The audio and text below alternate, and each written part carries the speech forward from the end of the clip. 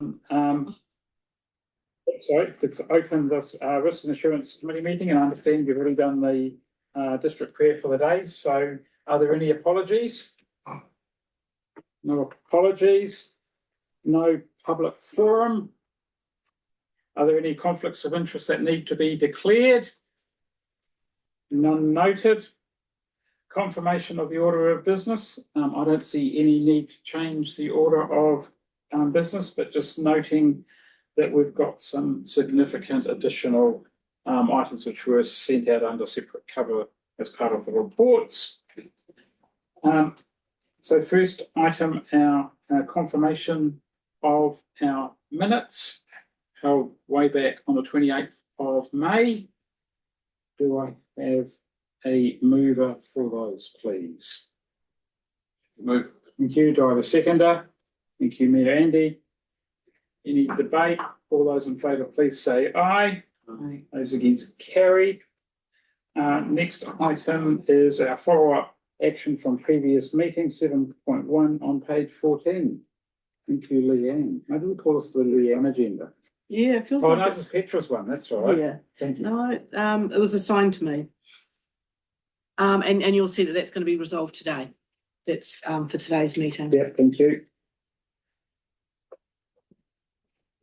So we've got a recommendation there that the follow-up actions be received. Do I have a mover? Moving. Thank you. Do I have a seconder? Councillor Fee. Any further discussion? All those in favour, please say aye.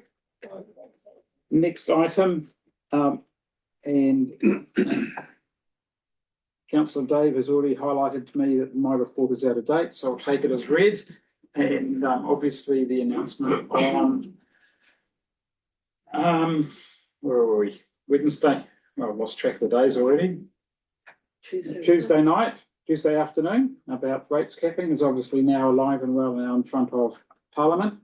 And just to throw you, ask you a question I didn't ask before. Systems improvement bill, any sign of that seeing the light of day in Parliament? I'm going to defer to Katrina because she follows us much more closely Oh, than does she? I do. Oh, okay, Katrina, pass it up the line. Look, we're hoping, we keep a watch What are you out. hoping? We're expecting it before the house rises, so we're expecting it in September. And so when does the House rise? 24. 24 September, so I've got a wee way to go yet. So that's been stalled since March. Yeah, it was meant to come out in March. Yeah, and that's just again. Advised the other day that it will be before the house rises. But of course, they're adding more and more bits to the systems improvement bill, and I just wonder, the cynic in me wonders whether they will pass the legislation about Head Start as part, because it's after the when they're supposed to announce which Head Start programs they're going to look at. April, May. Yeah, but what they might do is they might do some enabling legislation as part of Head Start. And it's a cynic in me, right? Because I'm doing all of it. So. Sorry, I mean, this is a problem. We don't know what government are actually doing from week to week. And you look at the top four risks, they're all associated with central government reforms and the speed of legislation. Yeah, I mean, I absolutely agree with your report, and I agree with the listing of the top four. But what I don't think they actually focuses on is the greatest risk is ultimately the loss of public voice, Oh, absolutely. and that's, all of these lead to that. Fast track amalgamation. Literally, we won't have a say. We just look at fast track in terms of Pegasus. Right? The community didn't want it, but the developer did, but fast track turned it down, but the developer's having another crack. Obviously, they paused Bendigo as of yesterday. Oh, did they? Another 10 days. 10-day pause. So, and Leanne can attest, right, as I can, the amount of what worries me is the burnout on staff because of the workload.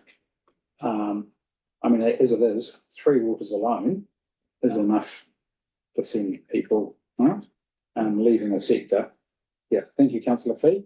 No, that was actually my point exactly. I was thinking that risk 8 seems quite low for that key personnel possibly leaving the business, Yeah. whether it's outside or inside local government. But I also feel a big risk to us is around our council table in terms of our capability around the table and also future proofing ourselves in the mayoral chair. I feel that's a big risk.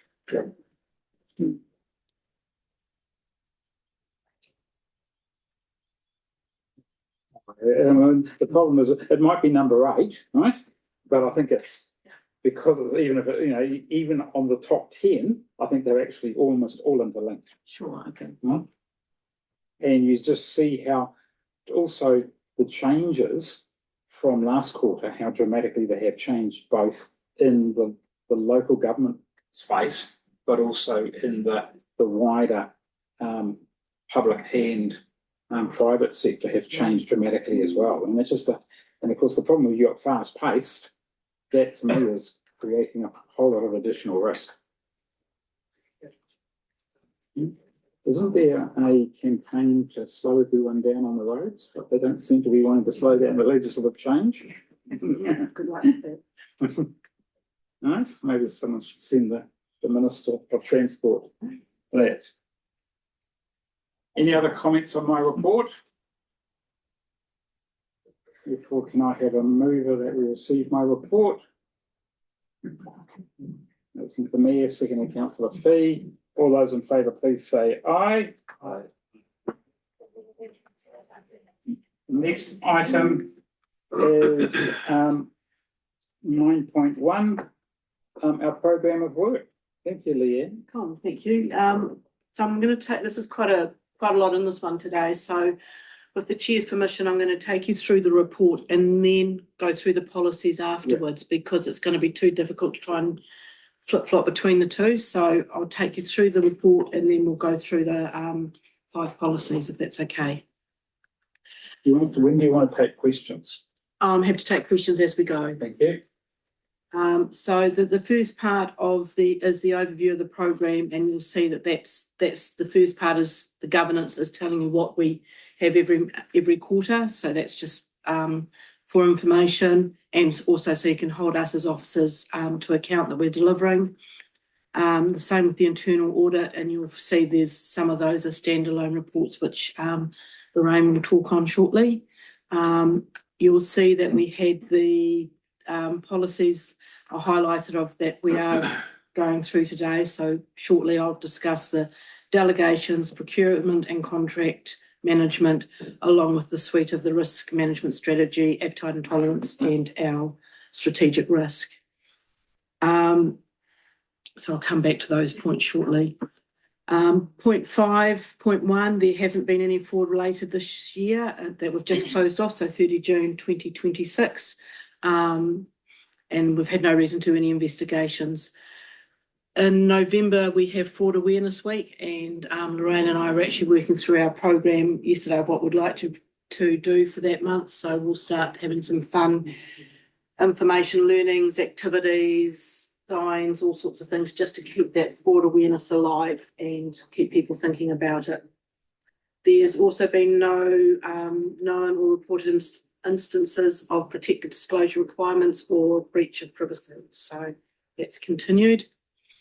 Our staff, 7.1, our staff turnover and annual exit. Now, this was presented to council as part of the CE report, but as part of that, I was asked for a couple of extra sets of information, which you'll see in 7.4, the reasons for leaving of the 10 that left last year, career development, retirement, relocation to other area and other, which I can't answer on. 7.6, we were also asked about the types of activities and roles. So on the left, you'll see 5 out of strategic community and democracy, 3 out of assets, infrastructure and projects, 2 out of corporate services. And then if you come to the right of that table, you'll see the highest number is cleaners, and that's quite typical. That is a high turnover area and a number of casuals as opposed to full FTEs. Can I just pause there? In terms of how you're going for replacements, because what I am seeing, certainly in some regional councils, they can't keep the staff at the moment.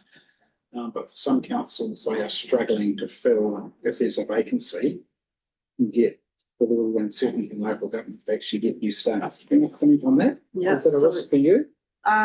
It depends on the role. I think you're fine through the chair, but for my people and culture manager, high application list. We've just done one for our, I'm going to call it accounts payable. It's not the correct name we use. We use finance officer, I think, officer. And again, we had a high application rate for those. I think you've done a few recently, haven't you? Yeah, it really depends on the role. Yeah, Yeah. it really is role dependent. Any specific standouts having difficulty that are particularly high inability that's stand out? Not for me. From our area, it really is the planning side, strategic planning side was the most difficult. Okay. Okay. We haven't done, You had to, yeah, that was not for a while. Yeah. Okay. But just a general commentary on this whole section of 7.1 through to 7.6. And thank you, I acknowledge there's a bit of extra information in there. And I also acknowledge that part of what I'm going to ask, there may be some sensitivities you may choose not to answer. So I would respect that if you said it would be something you'd take under notice and come back to me. So with the staff turnover, which is small, and we have seen in the past some reasonably small staff turnover numbers, but I've never seen a negative comment or a criticism in the exit interview purpose, or nothing has ever been reported to us. So that makes me wonder, well, why is that? Is that just the norm, even though it's a small number? So maybe it's a general comment. And then with regards to that, who is it who does the staff exit interview when it's offered? I understand that some don't take it up. Yeah. Who does that? So through the chair, for the majority, it is our CE. Yeah. Which is quite obviously the ideal because it's Yes. neutral. If the CE is not available, then she may nominate someone. So the other day I stepped in and did an exit interview, and I sent my full summary to the CE to see those results. Okay. And it also goes to our people and culture, which is where we get our trends from. Yeah. People typically are loath to say bad things. That is the nature of people. And those that might feel like they want to probably won't take part in an exit interview, or they've already done it ahead of time as part of conversations that might be happening. Hard one to gauge, but you also got to recognise that they're people, and we have to be careful on how much we do disclose. Yes, for sure. So we typically go by trends. If there was a trend that said, disgruntled by all the hours or something, it would come through. But Yeah, if that it was was the a next trend part, that said that Leanne is just the most awful person to work with, that might not come through quite like that. No, but I hope. that was one of the little notes I had. Is there a trend, and how are we capturing it and making sure we're mindful of what I've put down here is, do we capture the staff room talk? I believe we do in a number of ways, and our survey is one of the really good ones, because that's where it comes through, is our quarterly surveys that come through. Happy with that, thank you. So, but we haven't been doing exit interviews for that long, and am I correct in thinking that? Through the chair, I can only respond during my time, and my whole time here, which That's is not not much. quite 2 years, Yeah. is So they I've haven't- done them. I can't answer before Okay, that. much. It was instigated in the last triennium. Yeah, I thank believe. you. That's Yes. what I thought. Yeah. Not prior to that, but Yeah. we Great, brought it in the thank last you. triennium. Section 8, current areas of concern. So we've touched on it already through the chair, is the level of reforms, changes to legislation, number of submissions, keep impacting on council laws and staff. The work carried out in advance of the Head Start proposal deadline, that was quite significant. That takes time and energy and resources. And it is creating uncertainty amongst staff. The number of conversations I've had with staff around how they're feeling about their future. On top of that, we've got a lot coming through now from Central District's waters, a lot of information, and it is going to really ramp up now as they're looking at the digital and the information requests that they need, and the RFI's request for information that we have come through our portals. They're trying to collate that as well. So a lot of work going on that. There's been tenders that different ones of us have needed to sit across, and just quite a bit of work in that space right across our organisation. Long-term planning's on the go, and council laws have already had a few workshops on that. Staff are working behind that. Obviously, there's going to be challenges around the rate capping proposed for 2029, and it was interesting listening to our minister say that it won't impact on services, and I'm thinking, well, if inflation signalled at 2.7, and if we are in a 2% cap being a low growth, I'm not sure how those two go hand in hand, but I've written quite a piece from my mayor's report on around those matters. yeah. And then we touched on Goimers. So let's go back to the LTP. Sorry, yes. What do you think the biggest risk of the LTP is for this time? Resourcing. Yeah. And to a degree, yes, because not only are we still have to do exactly the same long-term plan as we did in the past, admittedly without Central District's waters, without Three Waters, but there's going to be a whole lot of disclosure we've got to build into that. Yes. Our rural group, because we are still a water service provider, therefore we've still got to do a 30-year asset management plan for that and strategy and all of that work. So that hasn't gone away. And yet we're trying to do it for Central District Waters as well. So there's quite a lot of overlay. Katrina might want to add to that because her team lead this program. Yeah, everything Leanne said, plus the rest of the legislation reform. So the system improvement bill, if it comes in, that's changing the groups of activities. That's going to be a huge piece of work for us to do internally. Also changing the purpose of local government, et cetera, et cetera. Then there's also the resource management space as well, all rolling out at the same time. So definitely capacity for the teams working on it, because we're very small. We have the same people working across all the different projects, and then the level of complexity that's being built into this long-term plan. One of the biggest risks is the fact that it's a superfluous document that nobody has any trust or faith in from the people that we are producing it for, and that is our ratepayers. We are producing a document that we ourselves don't really, can't actually have any degree of confidence in, and I fail to see how we can, without a whole lot of disclaimers under it, saying, well, this is what we think based at this point in time. Which is our assumptions. Which is our assumption. So I think we're going to have a whole page loads of assumptions to assume that this document that we're producing, which I know, Mayor Andy, you've said it's an important document so that we can bring it forward to our future amalgamation process, because I'm sure that's where you're going. But from the people looking at it, they'll be going, it's a waste of time. And I think the other high risk, I think the other high risk is we don't know at the moment what the bills are going to be for water, and we can't control that. And if the bill is higher than we expect, people are going to go, that minus that should equal this, and it won't, because if Central District Waters are incurring more costs or doing more work, they could charge more. Yeah, that won't be reflected in the. A couple of things from me in this space. The first is I have had a view contrary to a lot of the mayors and chief executives that the LTP document is probably the most important document you'll ever do ahead of amalgamation. That is your bargaining leverage around a new organisation and what its function and services will provide. Secondly, internally, I think one of the biggest challenges for us as a council in our LTP will be the rates modelling, because we have set up a rates structure process based around shared communal responsibilities across our district, especially in regards to Three Waters. So you're going to have a large proportion of our rates affected by the assumptions we made when it was originally set up.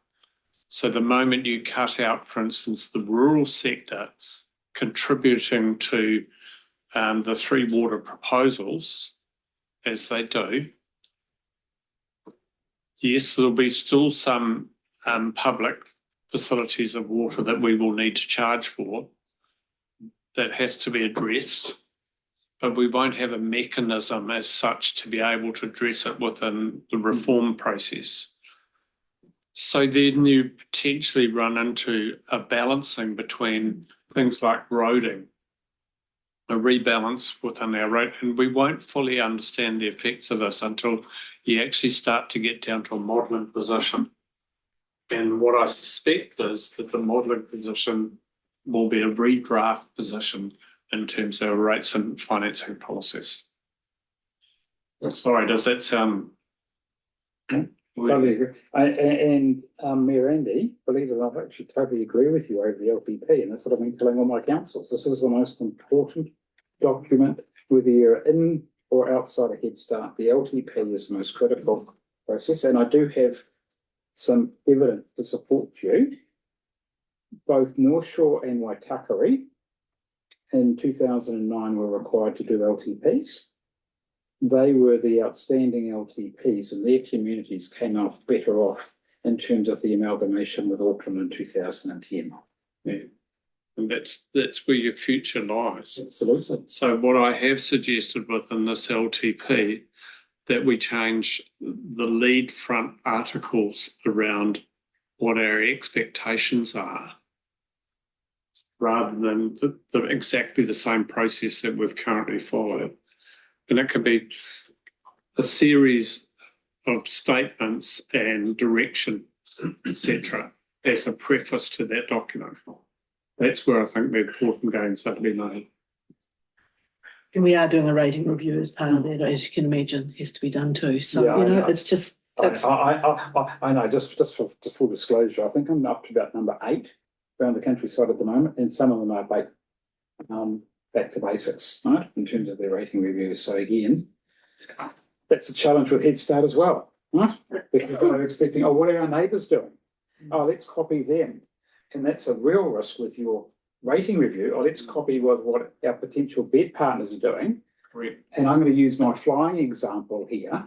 There've been a number of formation flights that have actually flown into the ground because they followed the leader without actually looking at where they are, and the leader's is flown into the ground, and everyone bar one at the end has actually followed them into the ground. So again, following your neighbours on your revenue and financing policy might be also disastrous because they might actually have the wrong approach as well. So it's really tough out there.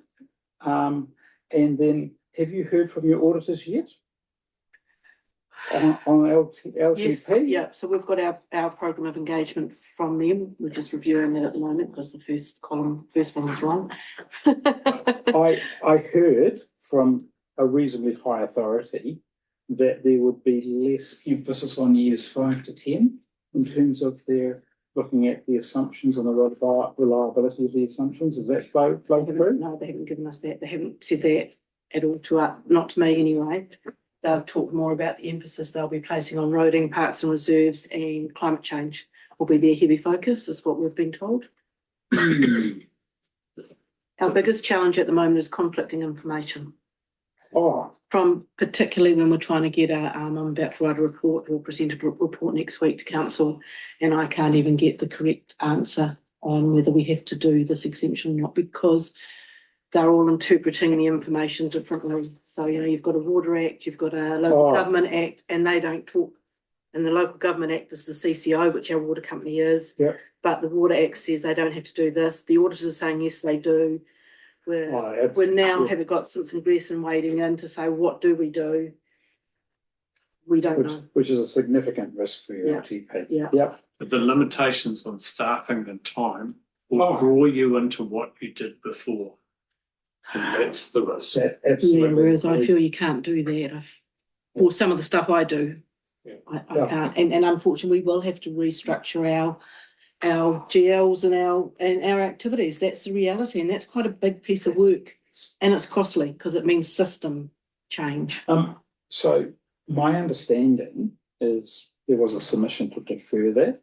Do you know if that, because it's only a draft proposal from MCERT in terms of the groups of activities. Haven't heard a confirmation that it's been deferred. Wish. Well, no, that was Taituras, that was Raymond's Oh, suggestion. yeah. And of course, the problem MCERT have got, they've actually jumped the first hurdle of putting the cart before the horse because it's based on the Systems Improvement Bill being enacted. And so therefore, as Mayor Andy says, it's likely to be enacted. Therefore, MCERT are trying to get ahead of the game. But that again, when you look at some of the groups of activities, it's complete rubbish. And rubbish is a really good example, Yeah. So that's again, we could talk for the next half hour about the risks around LTP, just the risks. So with that, 8.4, we talked briefly about Lagoimas. I looked at our Lagoima numbers today and they've changed from everyone I wrote this report. We're 150% up on this time last year. We're 36% up we've already at 36% of last year's full number of Lagoimas. So we're 2 months in. So that's giving you a heads up of where we're heading. And we are seeing the use of AI. You can tell AI. So we're seeing that. They are complex, they're time consuming. Is it recidivist? They keep coming back and won't go away. And we've had a number of them. And it ties up a lot of the organisation. It's not just one or two people. Last one question that I hear exactly where you are. Recidivists keep asking the question a different way to get a different answer. As you've already, indicated, AI is playing a role in there. It's very easy for AI and then just hit resend, resend multiple times. But ultimately, is there still a theme emerging anywhere?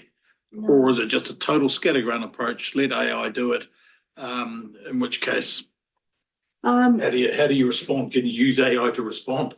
No, because we have a policy on what we can and can't use AI for starters. But no, we can't we have to go into our information. So we've just had one.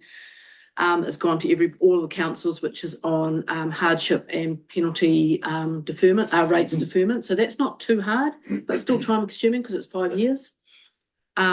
We've got some of our more typical friends who are really on the hunt because we've done a couple of property sales. So they're not happy with that. They've sent in, I think we got 7 significant Lagoimas in the last fortnight. So that gives you a heads up. I was just wondering if there was a theme or something. We have had one this week and again to all the councils, and that's on property sales, and that's just popped up. Journalists from Stuff picked up on that from one of the councils, so which is fair enough, but we can present that. They just keep popping up. It depends on what's going on. But you wait until there will be the inevitable AI request generated on landlocked land and iwi boundaries, etc. So, I received notification that I'm required to be in front of the Maori Land Court at the day of the timing of the Southern tour. Where do you spend my time? That's one of the big issues now. But in terms of being named within the Maori Land Court, I have to appear. I can't just say no to that. But I agree. But you wait until somebody puts in a Lagoima request around landlocked land and whether council should be involved or what the responsibilities were or how have we engaged, it will spell out hundreds of documents. Thank you. What's what would be the ultimate answer there to fix all this, or so where we can what would be a solution? We assess to see if we can charge and make people refine. It still takes time. Yeah. Some of these we refer to the Ombudsman and go, this is now getting to a point that it's unacceptable. Some, like some of our more local friends, we've said we've answered this 3 times over, we're not answering it again, this is our final response. But they can still write back in and we still must acknowledge. And we can't get out of that. So it's one of those, all but unfunded activities, but we have to do it. Thank you. Okay. Going on to, that's, I think, the bulk of that report, if we can go through the policies, if that Okay, works yeah. for everyone. So if we start with the draft delegation policy, I didn't make a lot of changes to this. It didn't feel that it was broken. It did pop up today in our asset and infrastructure and I did have a look to see what the mayor had delegated, but he's really only delegated to the deputy mayor, and so we haven't delegated any decision-making officially to any committees, which means typically the minutes come through to council and council adopt. So they recommend that council adopt, which is not making a decision, which is okay. What we have raised this morning is, for instance, I indicated that I would like to see greater delegation to standing committees. We haven't put line by line as to what those delegations should cover. No. So therefore we don't have them. Correct. And in a perfect world, we would do this delegation policy after at each new appointment of training as we appoint our committees. Yep. So this is a little bit late, but it does cover, I feel, the bulk, and happy to take questions. Okay, any questions on delegations? One, are you talking delegations or the whole block? Just delegations, Oh, no, one nothing at on a time. delegations. I had a question that Leanne answered before the meeting, which was probably an operational issue that I want to clarify with you. The procurement and contract management policy. So this was a tag team effort from Jared Kilkin when he was operating in his prior role as Economic Development Officer. And MB started it, and then when Jared took on a different role, I've picked it up and finished it. And as a result, looked at our previous one, looked at the recommended one, used AI to say right now what is the best out of both, and this is the policy. And then I, rather than trying to track all the changes because it was just too messy, I have given a schedule under a separate so that you can see what we change, what I've recommended we change. Any questions on that one? I've unfortunately for my sins, I've reviewed a couple, right? And Leanne, I referred this draft one to another council because I thought it was actually a not a bad policy for them to start because they're a little bit behind the eight ball. So well done. Just one. Thank you to everyone who helped. Sorry? I said thank you to everyone who helped. Yeah. Just the question I have, and I'm pleased to see you've got a section on integrity, conflict of interest. Right? Yeah. Just a couple of clarification issues here is, the issue is in the third bullet point. You're talking about 10.1? 10.1 and 10.1, yes, thank you. It talks about the potential or perceived conflicts must be assessed and managed by the procurement lead and run up. It doesn't, so how would that actually work in practice? Because I mean, this is the problem we have with conflict of interest, that I might perceive it as a conflict of interest, but it's not a real one.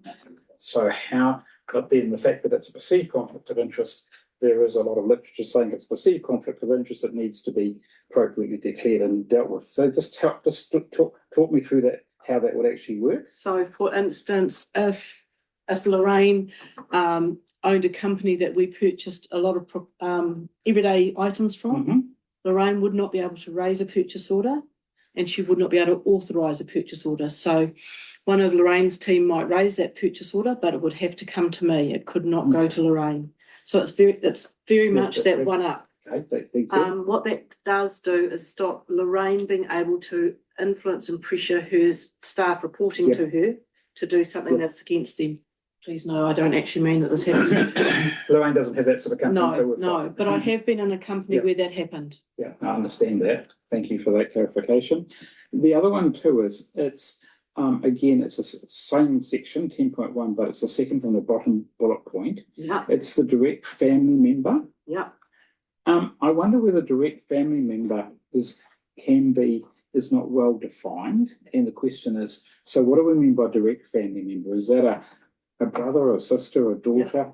All of those. Or sometimes some legislation and practice talks about, particularly the inland revenue, talk about associated person, which is actually quite a wide, so it includes other people who are associated. But of course, then if you've got other associated, how do you define that? And what do we mean by also direct family member? And how Yeah. much do you put into a policy? Yeah. And again, I hate to say it, but it is actually an interpretation. And from where I sit, a direct family member would be my not immediate, but my direct family. So I would start from myself, my children, my husband, my children, my grandparents. And you'd look at your aunties and uncles. So you'd look at your true family versus would I look at my fifth cousin removed? Oh, no, Probably no, not. No. Yeah. But there is a judgment, and it's really hard in places like Martin, where it's- one way or another we seem to be all related to someone. So it makes it more challenging. Wait, you go to the Chathams. They're all related, right? Yeah. So again, it's just that, and the question I have is direct family member the right term? I don't have a solution to that. I personally feel it is, but I'm happy to take guidance. I feel it is a good, safe, pragmatic. I like pragmatic. When you start to say associated, that feels much more grey. It is grey. Any thoughts around the table? Whether it's family member by itself without the direct. I agree with them. Then the sixth cousin removed is family. Well, that'd be So that's what I'm getting at. Yeah. Where do you draw that line? It's the degree, yeah. See, because unless it was just family member, it does make you think a little bit. Because a direct family member might be an uncle. He's not a direct family member, but he's an uncle and he owns the company that Yeah. you're dealing with. He is a direct family member in my book. Yeah, but it's in my book. It's I not. wouldn't have said that was a direct family member. With He's my my uncle father's brother or my mother's brother or sister or whomever. To me, lives in Auckland, haven't seen him for 20 years. and that's the hard bit. Yeah, There'll always be exceptions no No. matter what I write. yeah, I know. Yeah. Yeah. I just wanted people to be comfortable with it, right? Because you're right, right? I might have a direct, right? I might not even know my brother. Correct. And there'll be a lot Right. of family who don't know their family. You're adopted, you don't know. Yeah, but I mean, it's not only that; it's we might have fallen out. Yeah, Right? well, that I didn't even know that he was actually even tendering, right? With a common like Jones, right? And I think if that ever happened, you would have that documented even if it was after the fact. Yeah, I think that's important. Yeah. Okay. Thank you. I think there's integrity of our staff here involved too. So Yeah. on the basis of that, I think it's reasonably comfortable with It's the wording. principle of it. And I think, again, going back to being pragmatic, I think most of us Yeah. know, and we talk a lot about conflict of interest. And again, for us in Martin, there's a lot of related people who work here. And I have a number of conflicts of interest just to manage that. Yeah. Any other questions? No, just a positive, right? I think the exemptions departure in 11, right, Yeah. is good. Because the policy that I saw earlier in the week didn't have that at all. So I think that's actually good that we've actually got a process, and there's also needs to be reported too, doesn't it? And we do. Thank yeah. you. Yeah, so that And needs- we, I don't know, I think would be the first to say we monitor this quite well. That being said, we're looking at our procurement again to be pragmatic, and I'm hoping to find someone to put their hand up to support me in doing a preferred supplier schedule where contractors that we've gone to market to tender for, we should be able to use them without having to go and get further quotes. We should have some preferred suppliers for some of those main ones, particularly. We do a lot of purchasing between that 50 to 100K. There's a lot in there and a lot of time trying to get quotes, and sometimes there aren't anyone to get a quote from. Let's get some preferred suppliers like I've had in other councils, and you do a rolling review over 3 years, so you're always checking them to see that they still are competitive. And if they're not, you'd go back to tender for that group again. Yeah, that's not unusual in in normal business practice. Yep. Okay. The policy schedule, Right. just gave you that detail. So then going to my suite of risk management, first the strategy, and I really want to do a shout out to Alex Davenport, who if she hadn't helped me with this work, I wouldn't have got it done. So we started trying to refine the strategy and the risk and appetite and tolerance, and it got so messy. Alex just picked the whole lot up and started again and made sure it kept relating back to our risk register. So there isn't any track changes. We started from afresh. Thank you. I've got one question on the first page. It's actually Yeah. the heading page, right? Mhm. Or the second heading page. It's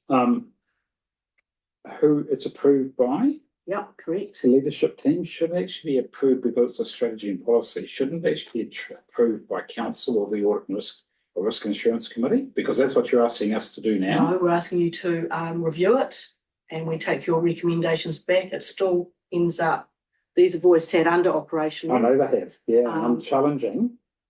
but you can't, I don't know that you can approve. You can recommend changes. You can receive them with or without amendments.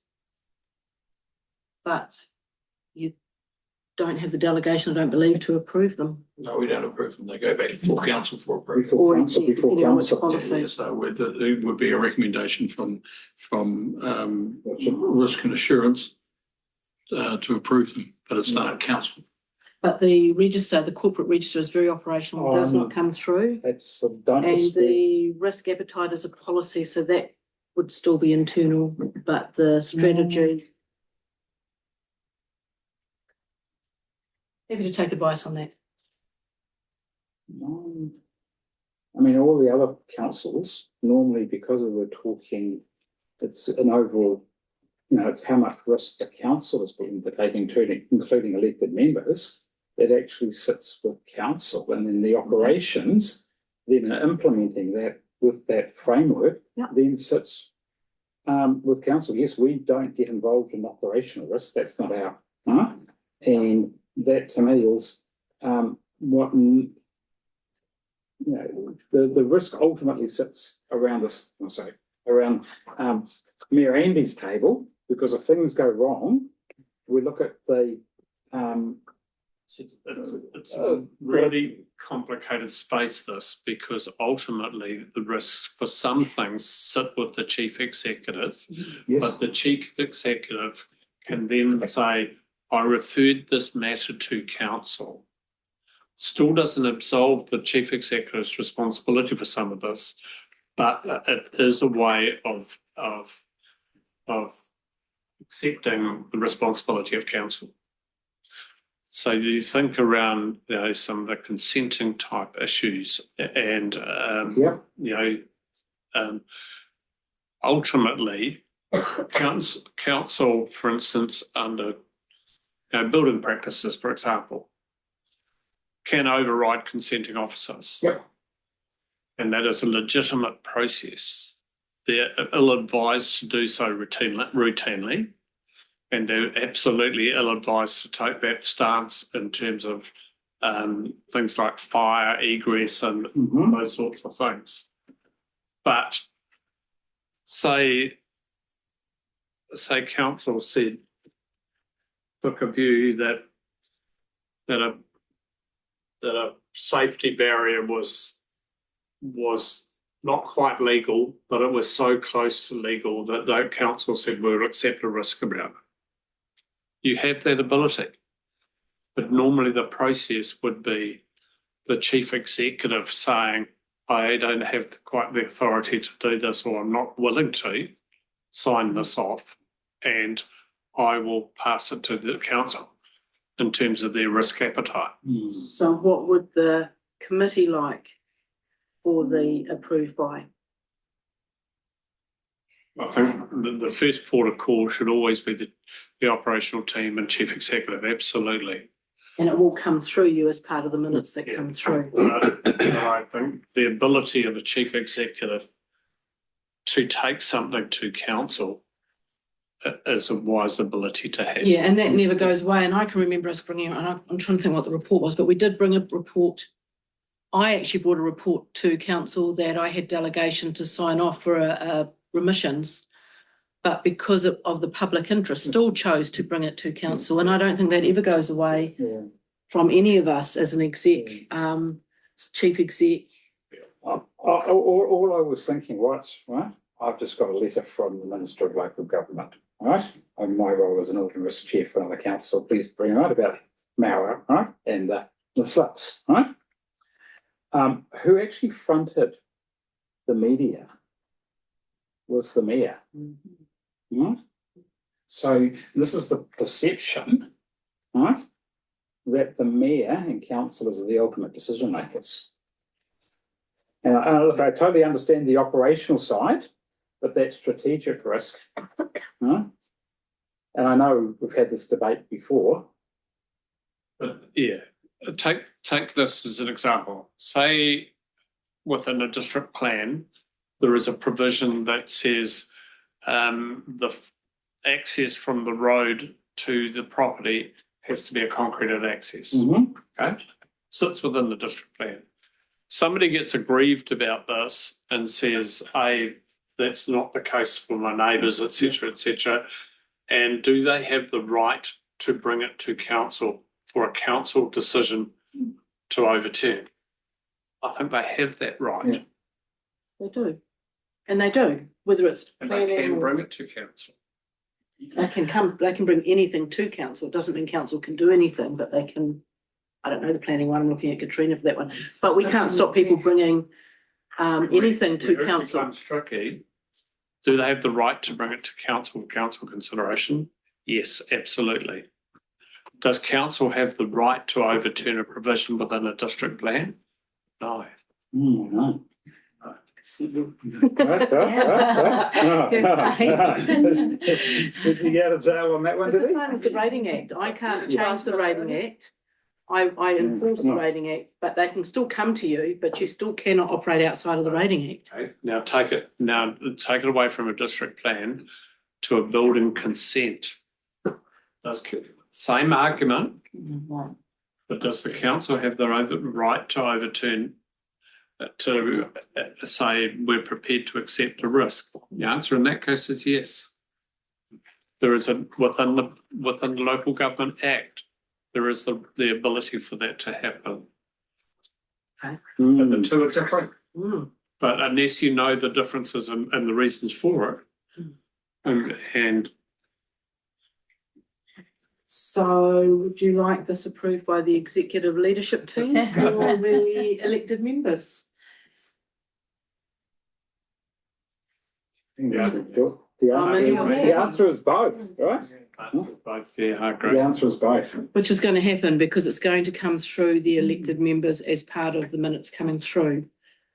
Yep. Okay, That's why we have a risk appetite tolerance policy and a risk register. Just Yeah, note that yeah. by the minutes coming through, they don't formally, that's Oh. not them formally adopting Oh. it as council. do we want council to formally adopt it? If we do, that means they're now the authoriser of it. I've lost Mayor Andy, do you want the Keyal Council to formally adopt this? Yeah, I'd be happy to. Go to council for adoption. Yeah, I'm not saying there's anything, it's just, it's a joint, risk is joint. I'll bring a separate paper for that one. I'll actually bring it as a paper. Yep. No? What you could do today, process wise, is because the Risk Assurance Committee is considering it, the Risk Assurance Committee could recommend to council Yes. that it gets adopted would be one way to do it. And then that paper is based on the Risk Assurance Committee recommendation. Cool. So I don't have to write a separate paper. No, It is a separate paper, but No, I'll work with you on it. can I help? I don't know. I'll play officer here. You could actually, because the committee, when the council receives the minutes, that could almost be attached if we make any changes. Here is the policy recommended by the Ordinance, and I'm just thinking of trying to save I won't Leanna. take you much to write a paper. Yeah, no, it would be much easier to do it as a Okay, formal okay, recommendation. fine. Right, just trying- Yeah. okay, thank you. So now we've agreed that, what other, any other feedback, please, on the On the On the policy, strategy, no, I'm On the only on strategy at the strategy? moment. thank you, the strategy. We only got to page 1, I know, I'm sorry, right? Strategy. strategy. So any feedback, recommendations?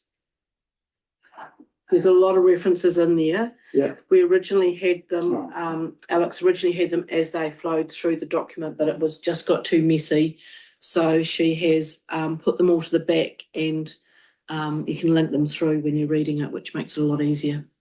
I think Leanne, we talked about, I couldn't find it in the terms of reference specifically on 3.2. I don't have a page number here. No, I've got it as 37, page 37. 37, yep. Under the chief executive, the second to last bullet point, it's providing of assurance to council and the risk and assurance committee regarding the effectiveness of council's risk management framework. Absolutely agree with that. But what I don't see in the risk and assurance committee above is actually receiving that and to monitor that, or is that part of? Am I missing something here? No, the risk assurance committee, the first bullet point is providing independent oversight of the risk management framework. That's the very first bullet point. That's how important it is. So. And I think that is in your terms of reference, I'm sure. It's more about the effectiveness. Yeah. So that will come through as we present on a rolling basis. We present the risk register. Yes, the strategic risk register, not the operational one. No, but we give you the risk, the health and safety and wellbeing dashboard, and any reports on that on a quarterly basis as we meet with you as well. I'm not sure what else we would present. Obviously, any risks come up, we refer to them either through the CE report if anything comes up that's noticeable. I'm not sure what else, without turning this into something incredibly onerous. Yeah, I'm not trying to make it on it, what else I can do? We demonstrate that we're trying to do the inspections on what we expect with our managers for contract management.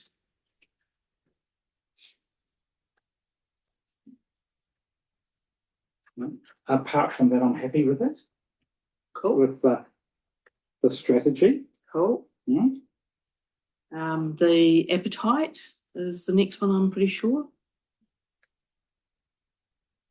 Oh, and what I wanted you to see too on each of the headings, front pages, you can see this document was created with AI assistance. So that is us adhering to the policy. If we use a report or a AI in any format, and that doesn't mean AI hasn't written it, but we may use it for a sounding board or to check information. And there's a lot of skills behind that to make sure you are getting information that doesn't bring up an opera singer that doesn't actually belong in a team. There's ways of doing that with reference, etc. to help protect that. Sorry, we've notated. Right on the front page. So if you go to the risk, appetite and tolerance policy, page 45, you'll see a little doofus, and it says this document was created with AI assistance. Thank you. Yeah. So this is the appetite. And again, do we want that to come through council, or do we want that to go through the leadership team?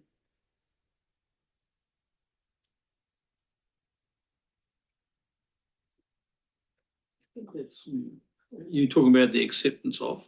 No, yes. So the risk, appetite and tolerance policy, which... The setting of risk. Well, that is, yes, because that is part of your... Setting That is your appetite and tolerance, and it relates to the framework that you've already agreed. Yeah. So then we put that into your appetite and tolerance, and that then flows into our risk register. Yeah, I mean, ultimately, the appetite for risk should be set by the council. So then we'll bring that one back to council as well. And be pleased to be pleased to know I should have had a problem with this one, right? Because apart from going to council, That absolutely provides direction to the chief executive. It's about our appetite levels, minimal risk appetite, etc. So happy to do that. And also the summaries of the tolerance. Any feedback on that from anyone before I take you to the next one? I do appreciate this has been quite a beefy day of policies. It's just the way they all fell. Like investing in the share market, isn't it? what's your appetite for risk? Exactly, huh? I just had one, and I'm not sure actually if it's in this one or the next one, but what we will and won't accept as a council. It's in the appetite and council will tolerate, council will not tolerate. Yeah, and so a little note I had here was, what stage do we say that we're not going to tolerate what I see sometimes as online, which is nothing short of abuse of staff or misinformation? And can we capture that, or do we say that at what stage do we actually jump in and go, hang on, that's we're not going to take that? I don't know how you push back. I don't play in that space. Because we do. Yeah, so through the chair, we've got a social media policy, but then we also have a customer and visitor conduct policy as well. In terms of the online stuff, we rely on our social media policy.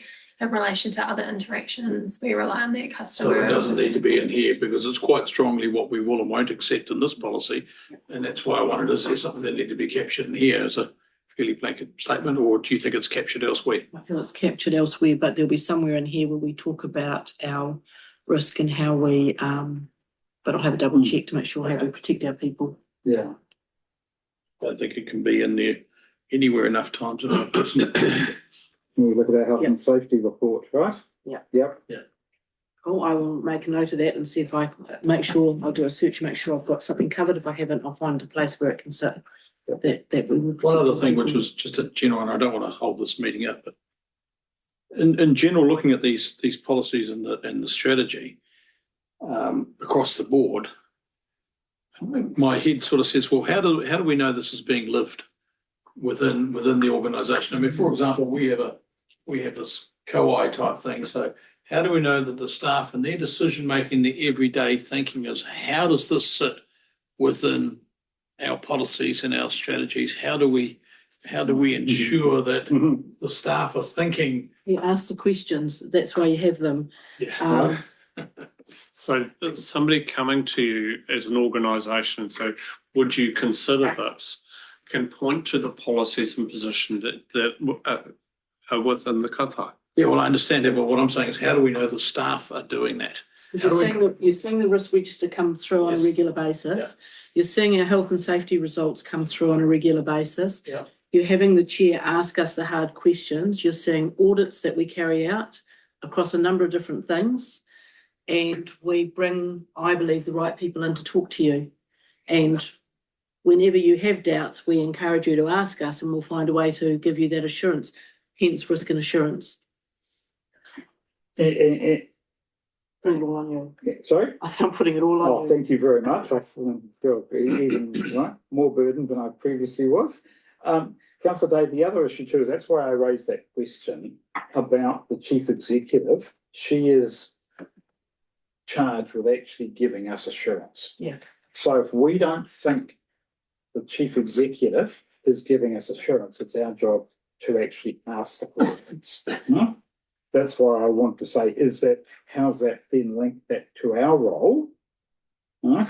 And Leanne very correctly pointed out that I've misread something in the first bullet point. That's as part of our role is to ask for assurance. That's our job. And if we don't believe we're getting that assurance, we continue to ask the questions. And the chief executive and her team should not be afraid of answering the questions unless they've got something to hide, which I'm not saying they have. Right? And then when you look at the risk register and the number of changes that are in that risk register, that actually tells you that we look at this quite seriously. We take it quite seriously. Yep. We've done a lot of work on this. We started the work on this, I think, about November last year. It feels like we've been going on it forever because we gave it a really hard review. So you have a high degree of confidence that these documents are lived throughout the organisation at all levels. There's room for improvement. I will never ever say there's not. Can I ask, do you want to mention about Aon? So I think that would be an appropriate time to bring in that. correct. So Aon have written to us. I'm just going to find it because I actually highlighted my email. And Sarah Kennedy, who has a lot to do with Aon with us, has offered that they, after the report that's come out from the, they call it the Davison report, but it's come out as a result of the Mount Maunganui Beachside Holiday Park landslide. And then we all got I think the councillors or somebody got the minister sent out warnings over years of vulnerability. So they're offering that we can say, yes, we would like David Robson, who I've had a lot to do with in my past world, public sector lead risk consultant, to meet with our team, to talk around, to look at our current risk framework, key risk registers, discuss interdependencies, governance arrangements, etc. So he's offering to come and talk to the team that sits over the risk. And he's also offering to act as an independent sounding board for elected members, executive leadership and risk teams. And I actually would like to take him up on that and see if I can put in a component where he'll talk to Lorraine and I and our team who lead a lot of the insurance and risk that way, to the exec team who are doing the overview of our risk, and to the elected members. So I was quite hoping to see if I can fit a workshop in for the November risk assurance meeting and seeing if, I don't know what a schedule's like yet for that, who's taking them up on the offer. Yeah, I thought it was December. I've got December in mind. Oh, it could be. It'll be the first week of December. Yeah. Oh, sorry. Thursday, 3rd of December. Cool. For some reason I thought we did it at the end of November, but we might have moved that one. We do, there's just Yeah. a clash the Oh, week yeah. before. Yeah. Cool.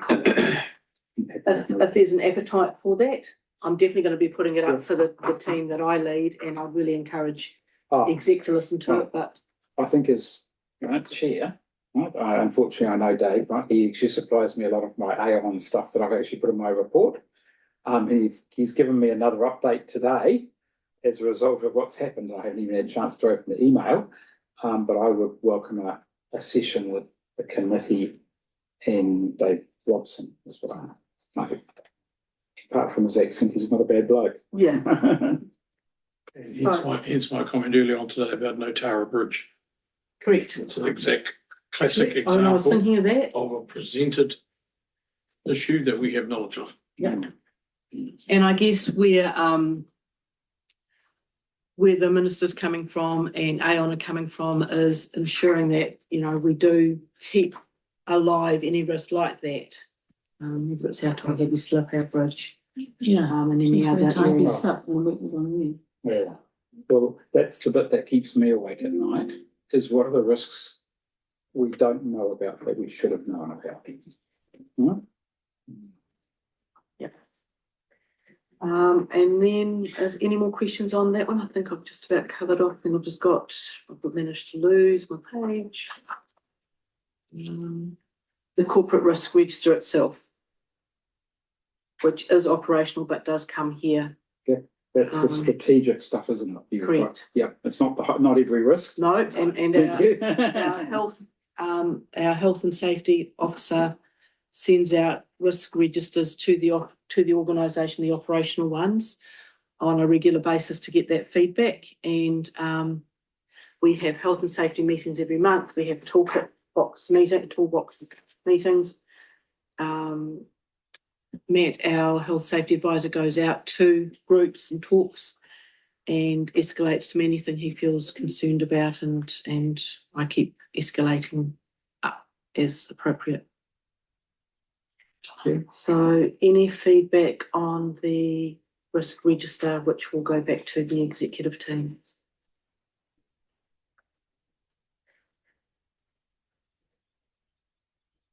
There has been quite a lot of change in there, which does make it a little bit hard to read, It but does. I couldn't find a way to do it without losing what we were changing. I appreciate that.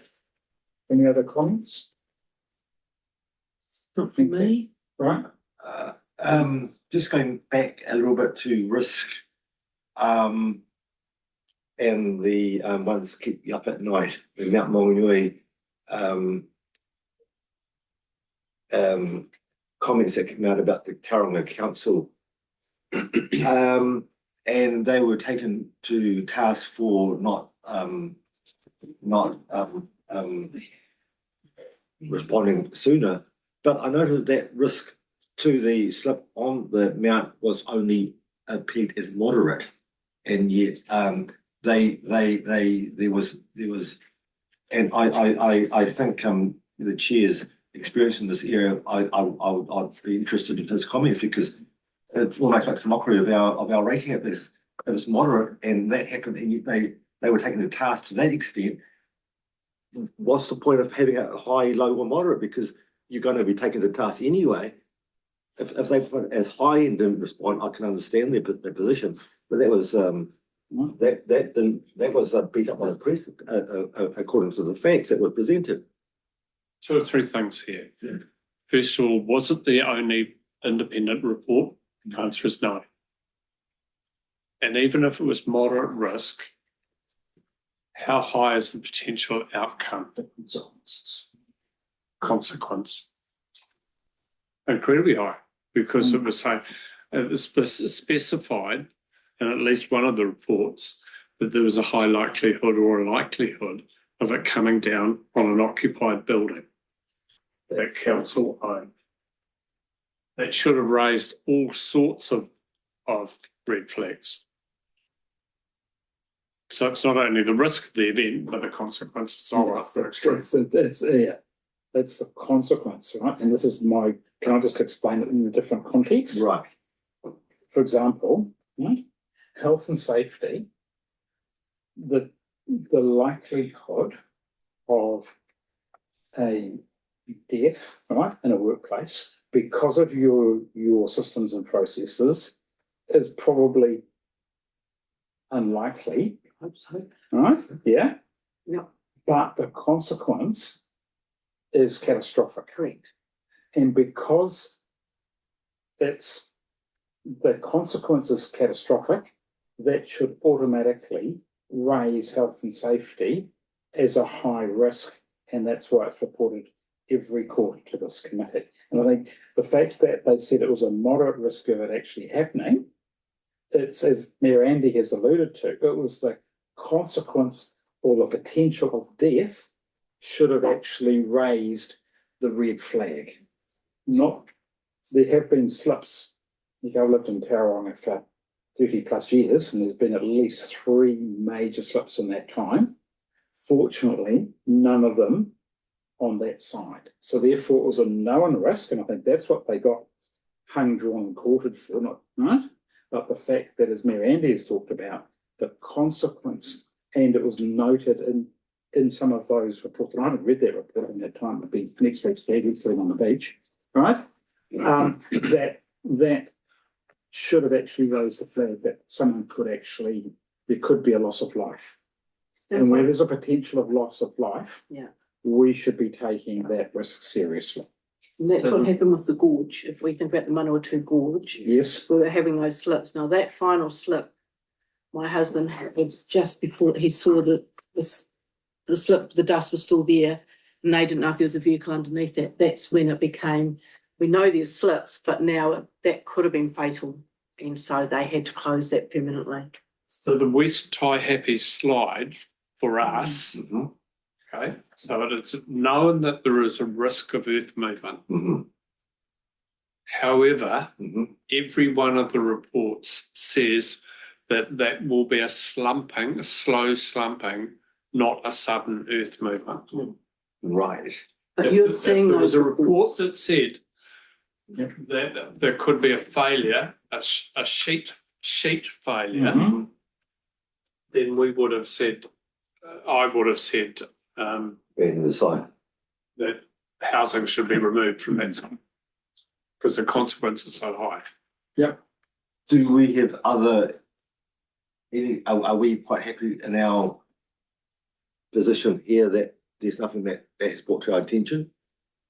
I'm looking to Chief Executive. the deputy CEO. I don't know. I don't get out in the operations enough. I didn't know about the bridge, for instance. As a general query, not as a put you on the spot right now. I can tell you 2 or 3. Okay. So, for instance, has there been concern around the road from Mangaweka down to the campground? Yes, because of the undercutting of the cliff. Has something been done about it? Yes. So that was Okay. an effective decision pathway followed through.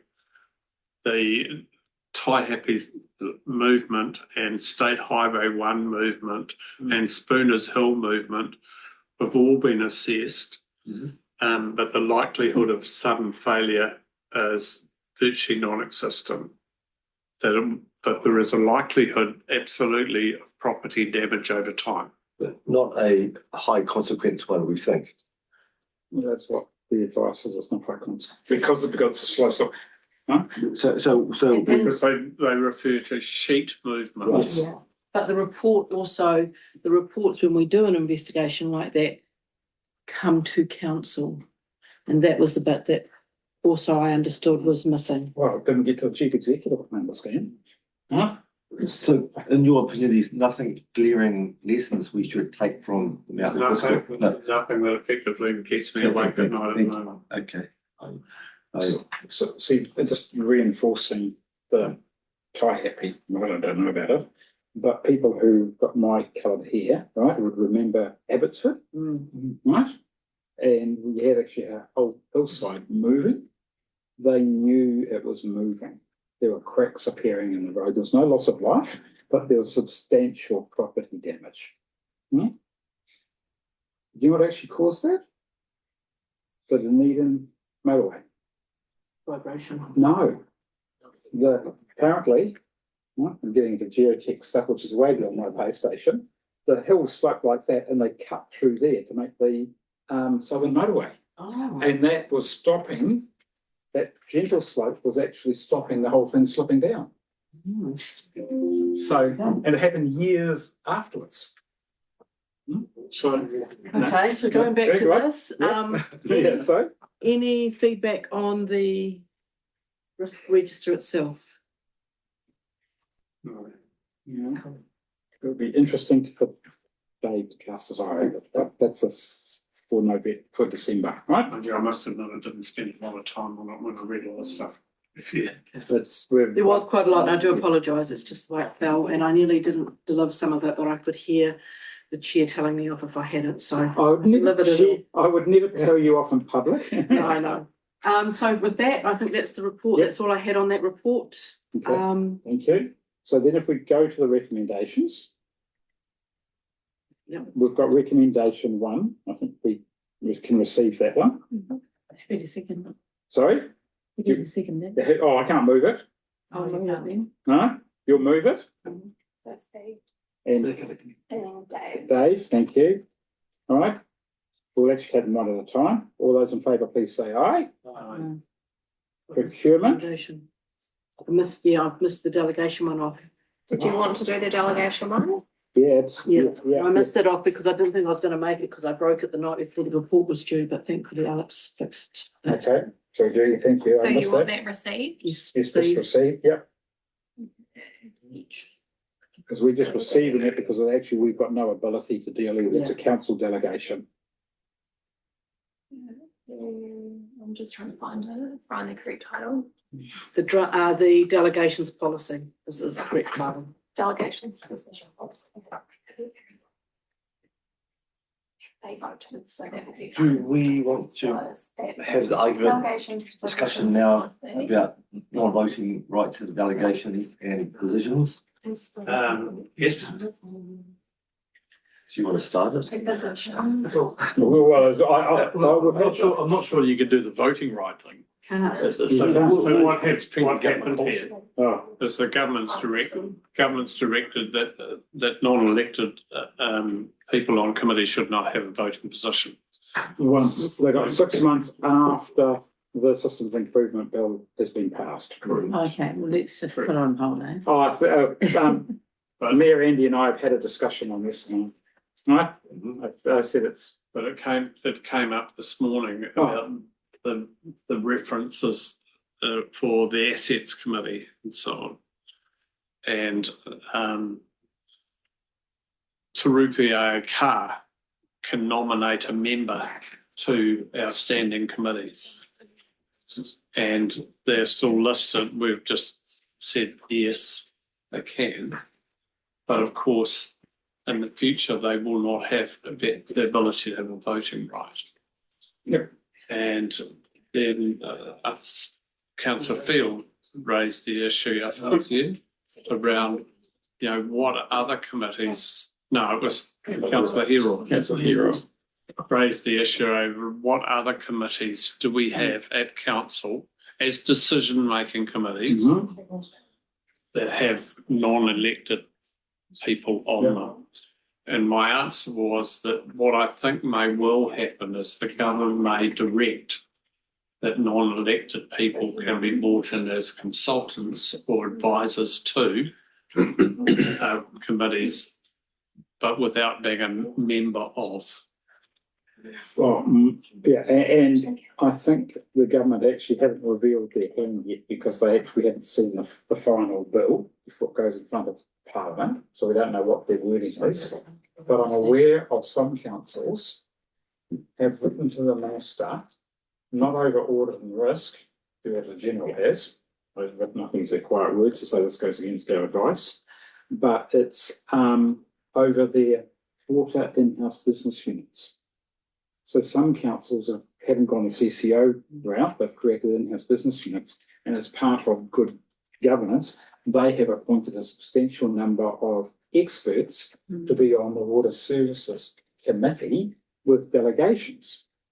The moment you set up CCOs, Sorry? the moment you set up CCOs, you get caught in this trap. Well, CCOs are But the separate. MBC hasn't got a CCO, it's in-house. Sorry? MBC yeah. hasn't got a water entity Yeah, CCO, it is in-house. yeah. Well, So if they had experts on a Yeah. committee. well, I non-delegated- know I've been doing work for Waimate, right? They've got only one councillor currently on their Water Services Committee. The rest are all experts in the water industry. Well, they're going to have to once this happens after 6 months, they're going to have to reconstitute their committee because the experts won't have any say.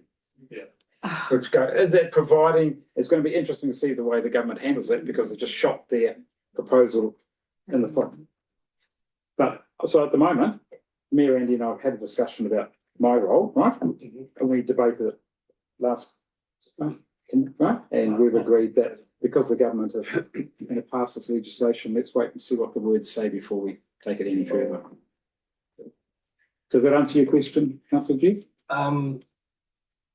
I sort of the step further that I queried is if this committee doesn't have actually a decision-making delegation No. and only has a recommendation Yeah. ability, then does that still count that you can't vote on it because you don't have decision-making ability? And that's Let's there's no direction yet. But let's see where the legislation Yeah, thank you. lands, That's- because they may come up with that. I don't know what their thinking is. I think it was the cynic in me, and I'm actually going to be happy this be recorded. The minister wrote and said councils have asked me to reconsider this. It was council laws, right? Of certain councils, right? We've been going almost 2 hours. Yeah, I've got to call Dame Fran at 3. Okay, right. So I've added in, so I've missed out the delegation to positions policy, apologies. So that does go to council because that actually flows all the way down. Yeah. I'll leave that for you to. The contract, we didn't change the procurement policy, did we? No. So we're just going to receive, Sorry, the delegations policy you didn't change, No. but I need you to council to adopt that. okay, yes, yep. Should we do Okay, so who moved? it again? Okay, second, same again, rinse and repeat. The procurement and contract. Oh, can we just do Oh, that? sorry. Yeah, move. All those in favour, please say aye. Those against, carried. Yep. Procurement and contract management policy is an executive one, and there was no amendments on that. We talked about direct family member, but we didn't make a change. Yeah, so we're just receiving that. And then the risk, So can we just have a mover for that? That was Councillor Dave, seconded. Councillor Fee, Councillor Wong, right? All those in favour, please say aye. Aye. Against, carried. Right, and then the risk management strategy and the risk appetite and tolerance policy both were amended to reflect that they go to council so, yep, for adoption. as amended, yep. As amended. Seconder, Councillor Fee, all those in favour, please say aye. Thank you. And then the strategic risk register had no changes. Right, so it's been received. That'll be Jeff. Jeff can move that, thank you. You can second it, all right? All those in favour, please say aye. All right. Do we want a box on or will we be going 2 hours? If you want to make a resolution to do that, but you can't do that, so I'll move that we set aside our standing orders and that we can move on with the report. Thank you. I'm happy for you to continue, but I do have to. Yeah, thank you. Yep, thank you. Second that. Right, thank you. Health, safety and wellbeing Could you policy. just vote on that, please? Oh, sorry, Sorry. can we vote on that? All those in favour, please say aye. Push it through. Yeah, thank you. We'll fix that up later. Oh, yeah, I got it right. And actually, technically, through you, Chair, you haven't been going 2 hours because you had a workshop, so you only started your meeting at 1:35. Oh, okay, no, I just, all right. You've just got yourself another 2 hours, well done. No, I don't need another 2 hours, right? Health, right? So I will take this paper as read, and you've seen that we've got in there the report, which we got them to do for the full 12 months. Typically, it's a quarterly report, Yeah. but we thought we'll do the whole year because it was 30 June.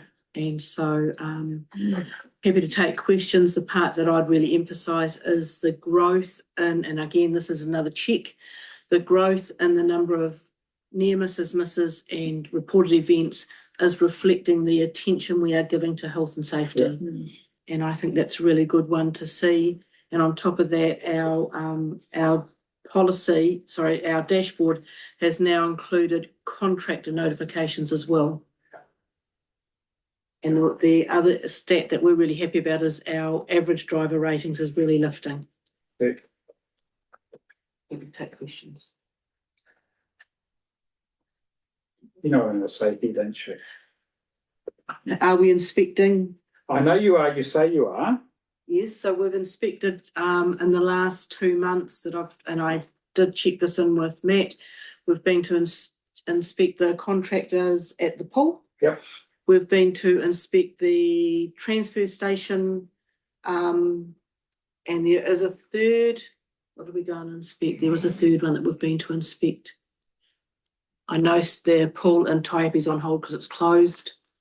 I'm pretty confident that Matt had done a third inspection, so we are doing them. But it's not actually Matt's job to do the inspections. He's trying to train the managers to do the inspections. That is their job. And he's put online documentation so they can go do an inspection, complete it and move on. So the one he did at the waste transfer station, the manager went with him. He's learning how to do that, so he will start to complete that. So we're really trying to drive that, inspect what you expect, as you heard from Alistair Hall when he came and Thank spoke. you. I just thank you for that. I just wonder whether we could actually have just a number of them, if that summarise what you just said would be appreciated. I think it's 3 for the quarter. Yep, thank you. Councillor Fee. Is there any plans to take elected members on some sort of on-site inspection as well? Not at the moment because that's quite challenging to do, but probably the pool would be a good one to do at some point. Well, it's I just interesting. don't know how you do it on a construction site. You'd have to comply with the construction site Yeah. regulations. Yeah. It's their site. So So there's, if we take new people there, you have to be inducted. you've got to be inducted, you've got to wear safety equipment, Yeah. So etc. once it's finished. So when we were building the building in when I was part of the team that were building the building in Ashburton, not only did we have to be inducted, we had to have a ton of safety gear and, Yeah. you know, you're walking on a hazard. So once it's finished though? Yeah. Absolutely. Right. Yep. Just on this one, do your people that you're going to say you've got your people going to inspect that those people are doing things correctly? Or how do they take with them? They don't. We rely on the GMs to really enforce this So behaviour. if one of your staff came back and said, "I've been on site," I'll tell you what, I'm just really not that happy about that. They take it up I'll and then raise it go. with the relevant GM. If I can just make a comment on that. For the larger capital delivery projects, if they go on site for any of their site visits, which there are quite a lot of, if something looks out of place, they can stop work immediately. So we do those checks anyway every time we're out there. And while we know they're doing them, we just need them to go online afterwards and complete that because that's what protects us as executive and then as councillors to say that actually we did inspect this, they were wearing their safety equipment, we don't know why they weren't wearing it on this day. Yeah, that's the flow on. Yeah, so we need them to be, Reasonable steps, Documenting reasonable that. steps and precautions. yeah, And then if I can just clear something up quickly, councillor Yongini, we can organise a site visit for councillors at the pool if you'd like. So we can organise something upfront with the contractor to say on whatever day at 2:00 we'd like to take people and show them around. You can do that if. I'm not necessarily saying the poll, I'm just saying that in the past, we've gone to the depot and we looked at what the Parks and Reserves guys did and their staff.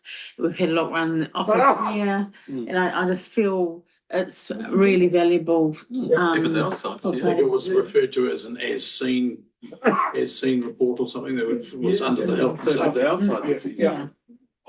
There's one committee that they have one every 6 months. Right? I'm not suggesting that, but I think it's appropriate. Right? It's up for you maybe once to meet seen. new people. help us put that in. And talk to Tararua, right? Oh, no, it's not doing it, it's fitting it in, but. It's logistics, it's a logistic nightmare, right? Right. And then, So we could have done that and a good place to do it is on your tours when you're doing the, Southern tour, comes Yeah. to mind. yeah, Mm. to see something. I don't know what's in the southern tour, sorry.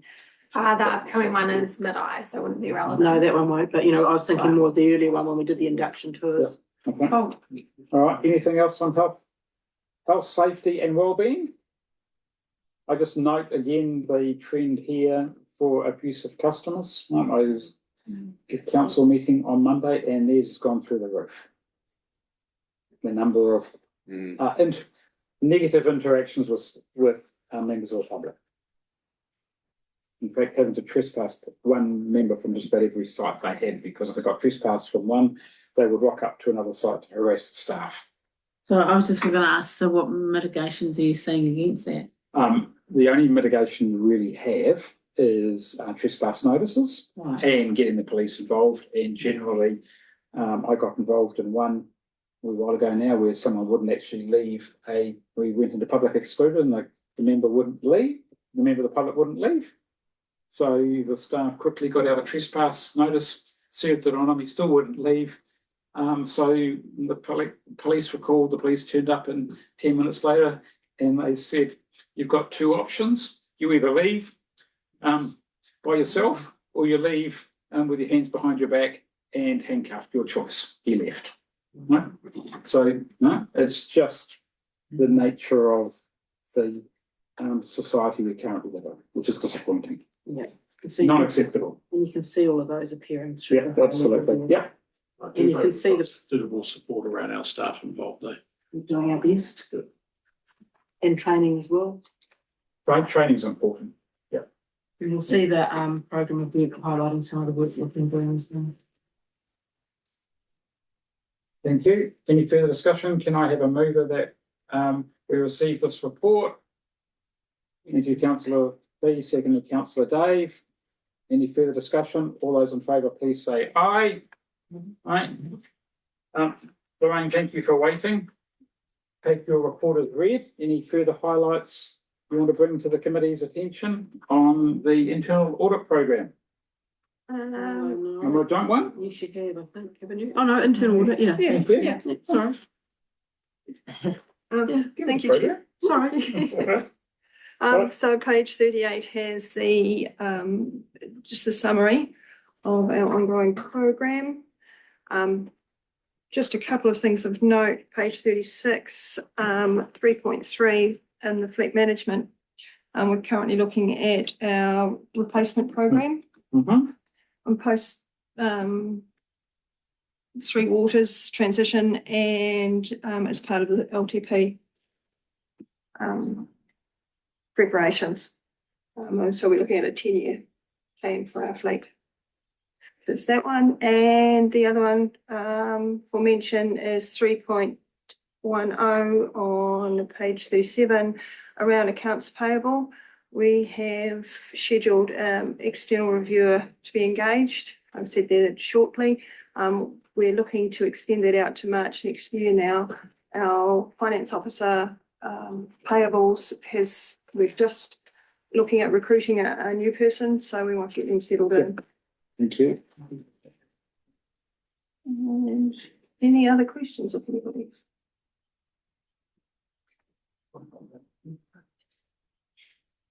No, I've written the wrong page number. That's right. All good with me. So no further questions. We've got a recommendation on page 34. Can I have 37. Can I have a mover, please?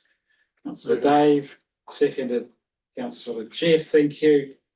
Any further discussion? All those in favour, please say aye. 10.3, Audit Office, not Audit New Zealand anymore. Well done. Thank you. It's going to take a while to get used to the new lingo. I did miss it in 3.2. Oh, did you? Oh, dear. Thank you. Again, this is the regular report that we provide for information purposes, noting the change of name. New Zealand is now the Audit Office. Not since last report, not a lot has changed. We have the auditors or the Audit Office due on site for our final audit starting 14th of May. That's for the annual report. September. 14th of September, Oh, September. not May. May. Not me. Yeah. Oh, Oh, what are we up to? Oh, no, yeah. you are right. Oh, yeah. Gosh, you got to have me really doubting myself then. No, that's all right. Oh, he's been and gone. September. Yeah, and they'll be on site for 2 weeks, Thank you. finishing off. Any questions? Just one really quickly, and it's just maybe I was reading the report, there's lots of things that says for follow-up. So what does that mean? Oh, sorry, that'll be in the internal audit. Next one. So I've gone too far ahead, have I? Yeah. You're ahead of the game, Councillor Dave. Yeah, that happens quite regularly. Sorry, stand down. Excuse me. So I can answer that question if you want. Should we adopt this? I've got one question or comment. On page 42, impairment is really hard for people to actually understand, right? I mean, what do we mean by impairment? No. So it's difficult for, I think every council gets that, right? Basically, impairment is a sudden event that causes the asset to be, you can't use the asset the way you thought that you could. But sometimes you can fix it before balance date. Sometimes you can't. Other than that, I've got no comments. So we've got a recommendation on page 41. Do I have a mover? Thank you, Councillor Dave. Seconded, Councillor Jeff. All those in favour, please say aye. That is carried. 10.4. This is the outstanding internal audit recommendations. This is the one you're talking about, Dave. Yeah. Provided for information, read in conjunction with the program two back. So it's a little bit out of order. We're looking at actually amalgamating for our next report, amalgamating those two. The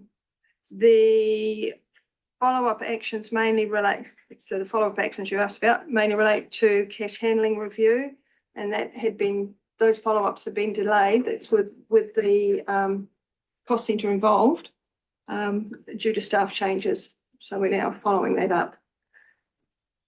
Okay. So So it's one audit, but just, yeah. To do with cash, Yes, cash but that's- handling audit. that overlays into the external audit New Zealand reviews. No, the internal audit Internal. program of Separate. work. Simply our Yeah. internal ones. There's no recommendation that the external one No. crossing over into the No. space. No. This is the internal audit program that we did a cash handling audit. It was just a number of things we wanted to do to really protect. Okay. Yeah, Yeah, so we looked at cash understand. handling, we looked at GST, Yeah. FBT, and our payroll. Yeah. As part of that. Okay, thank you. We've got a recommendation on page 45. If there's no further questions, do I have a mover? Councillor Dave, seconded, Councillor Jeff. All those in favour, please say aye. Aye. Now, next one, 10.5, our financial risks on page 48.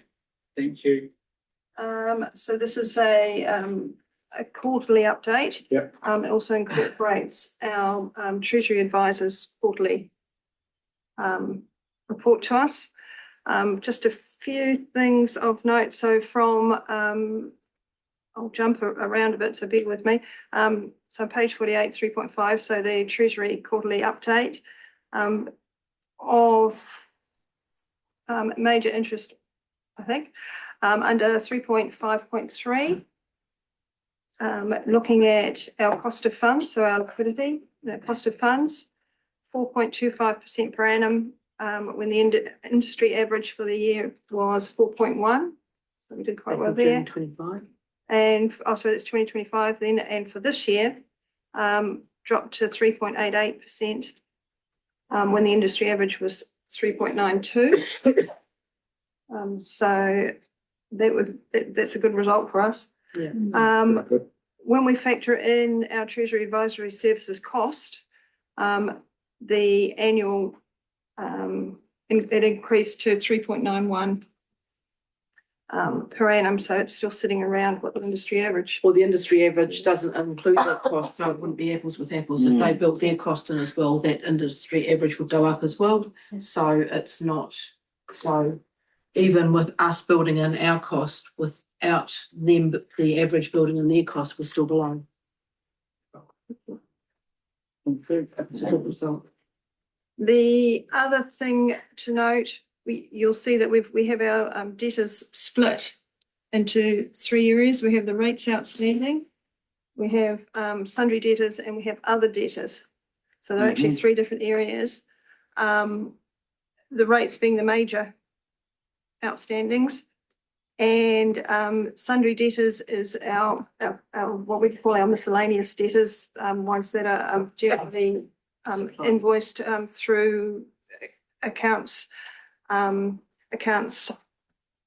receivable, get it around the right way. Whereas the other debtors are more around your building consents, those types of things, those regulatory things. We're looking though to amalgamate those so it's less confusing going forward. They're all our sundry debtors. They're all our debtors that are non-rates. We have one remaining provisioned doubtful debt. It's been carried forward from last year.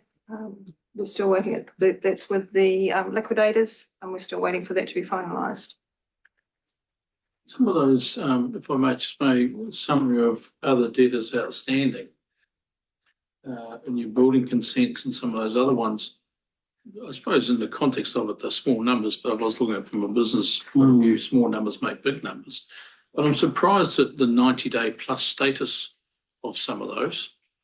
So a little note that I had here, does that, particularly when it comes to building consents and compliance, does that mean that a consent is and compliant has been issued, the project's coming on, but they just haven't paid the bill? There may be some of them, as I understand it, stopped? it's not the full amount of the bill. They might have paid portions of it. Yeah. And it still dates though. Yeah. Can I help?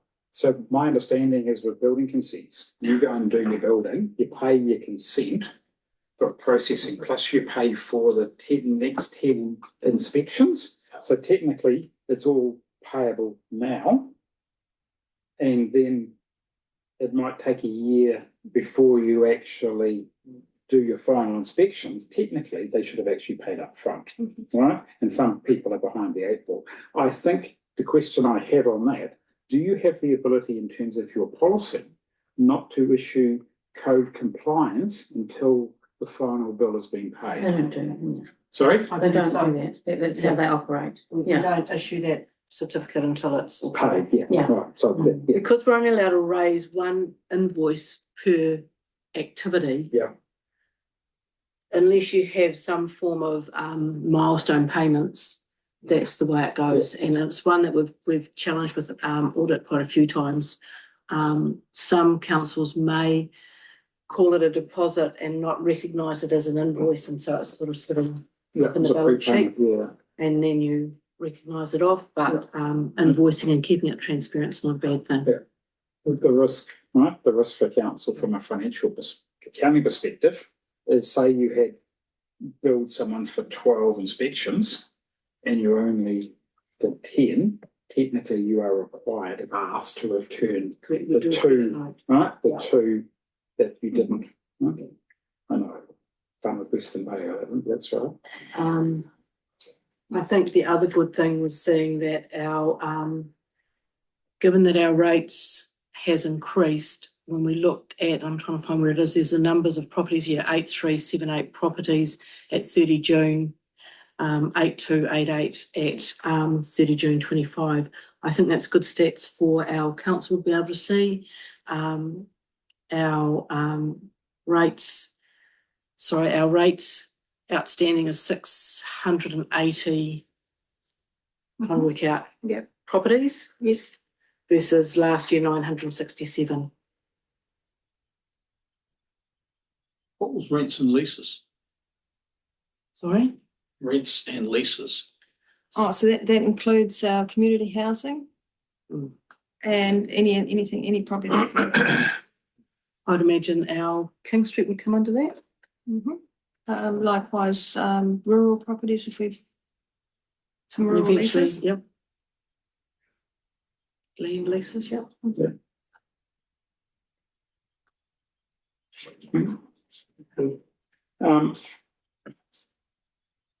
The only other question I have here is I note we're outside of policy in terms of our treasury policy. Correct. Not saying you shouldn't be outside, but I just wonder whether we need to acknowledge that in the, We have on page, yeah, you have acknowledged it. Yeah. What I'm saying is acknowledge it in the resolution. So we should actually receive the report noting that we're outside of policy and basically we're saying it's okay to be outside of yeah, we're policy. going to stay outside of policy until we've transferred the debt across. Yeah. Because the cost to comply Right, yeah. is hard to justify. Yeah. It would cost us about another 80,000 in interest costs.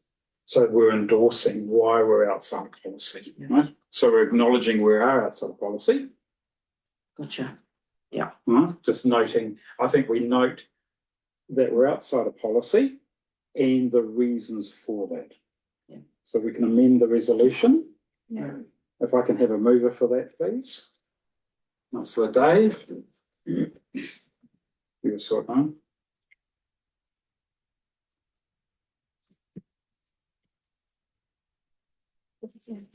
Policy, is it our treasury policy? Sorry? Is it our Sorry, treasury yes. policy? Thank you, thank you, Yes. thank you, sorry, yeah.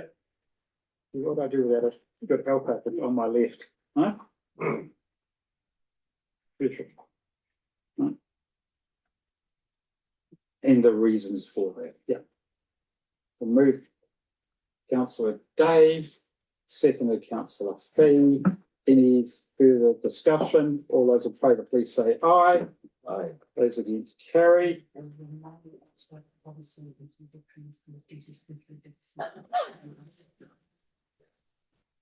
Yeah, that was actually in the report, wasn't it? It was yeah, it was actually, yeah. It is in the report. It was in the report. I We don't don't see, have to note that. no, Okay. because it's actually in the policy. All we're saying is we've noted, we've made specific note for your good friends audit.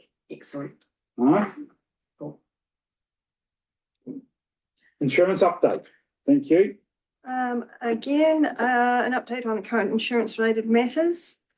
I'll take as read a couple of things of note and additional cover. 4.3 and 4.4, so there's a couple of new insurance covers. One that's now in place, which is our civil defence emergency management liability insurance covering, it now covers specifically covers volunteers and anybody involved with a civil defence event. The other one that is in course is in draft form at the moment, going through the legal process, is a liability cover specifically for new councillors and officers. Can you just unpack that one? What that means? Our current liability insurance doesn't specifically, it's general, it doesn't specifically cover Oh, So councillors. Les has been doing Yeah, some work on that, and it's okay. one that we will bring to council along with the suite of policies for the year, as we do. Again, that's about November, for council to agree. And that would indicate any additional costings for this additional cover. In that. And how that fits into our current budget. Yeah. Our preliminary meeting with our insurers is signalling that it's signalling that we're out of that environment of high ongoing insurance costs, which is good. I think overall they're expecting to be at below 10, just below 10%, but we'll see. We will see. Yeah, my reading, just talking to Aon at a high level, the market has softened, but the issue is with higher revaluations and additions, you might not see a total reduction. So you've actually got more cover for less buck, right? Any questions on this? I've got one on page 61, 3.13. Interesting statement that's made there. Yes, so one of the really neat things that we learned when Aon came and presented to council, and as a result spent some time with Lorraine and I, we learned a couple of things. We learned that we didn't know that we had windscreen cover, Yep. and they backdated the claims that we'd submitted, that we'd worn in prior years. They went back 4 years, 4 years, Oh, wow. and I think we got something like 50,000, 52. 52. Ouch. So we were really happy about that. Yeah. That's a lot of windscreen. And then we learned that we had a staff member who's, because he's on ACC, we brought in a contractor to do some work for us. We could claim a little tiny bit of that. It was only about $500 odd, but Oh. hey, we'll take every cent we can. Yeah. So that was a win and a win. Oh, okay. Oh, okay. Now it makes sense. Yeah. Okay. We were All right. really happy about those things. Thank you. Sure. Just further to that, windscreen replacement, when the presentation on insurance came, I thought they had a report where they said it's basically cash replacement, Yeah. quite a cash drop. So what they charge you in premiums is what you're gonna. So did we adopt that or No, we haven't got our policy yet. We haven't got that far. is that? I thought, okay, But we're going to next look year. at that because Right, okay. it'll be this year for the future year. No, fine. What we'll look at is what have we spent on windscreens Mm. versus what will they charge us for that, having that no excess? Mm. And knowing that we get ours done locally, is there any cost benefit in having that? Fine. But right now we've Yep. got it. Yep. We're just going to make that call closer to the time. We'll bring that to council. Thank you. Yeah, that's yeah. I've heard that statement before, right? Yes. Depends how many windscreens you go through. Yes. That's our biggest, that would be our Your biggest, biggest yeah. claim. How many unsealed roads have you got? Lots. The roading department. Right? Yes. We do. Like the roading department, We do. yeah. We do. I know. Yeah. Right. Thank you. Any further questions on this? It's all on the state highways, I know. Yeah, That's exactly what I did. Oh. See, I can see the SLT working closely together to support each other here. Right? So we've got a recommendation on page 62 that the insurance update be received. Do I have a mover? Councillor Jeff, second Councillor Fee. All those in favour, please say aye. Aye. Those against, carried. Any further business? Declare the meeting closed. Thank you. Thank you.